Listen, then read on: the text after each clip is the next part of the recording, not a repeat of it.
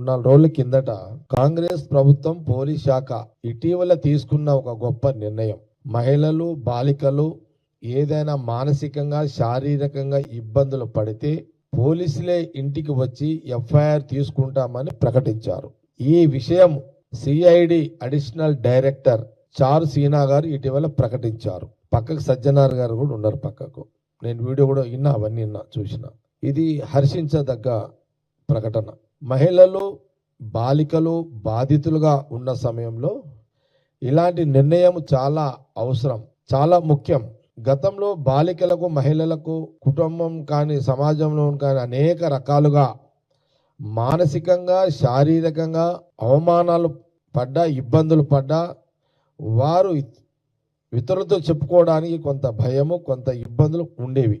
అయితే మహిళలు బయటికి వచ్చి చెప్పుకోలేని పరిస్థితులు దోషులకు మరింత అవకాశంగా ఉన్నాయి. ఇలాంటి పరిస్థితులు మహిళలు భయాన్ని ఆసరాగా చేసుకొని నేరస్తులు మరింత రెచ్చిపోతున్నారు.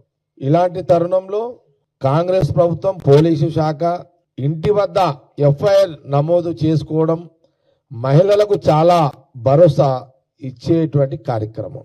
సమాజంలో మహిళలపై నేరాలు నిర్భయంగా ఈ అవకాశం వల్ల ఆడపిల్ల తల్లిదండ్రులు నిర్భయంగా చెప్పుకునే అవకాశం కూడా ఇక్కడ పోలీస్ శాఖ ఈ సిఐడి అధికారి ఐపీఎస్ గారు తీసుకున్న మంచిని. సరే, కుటుంబ నేరాలు, మానసిక వేధింపులు, అగత్యాలు చాలా వరకు దీనివల్ల తగ్గుతున్నాయి.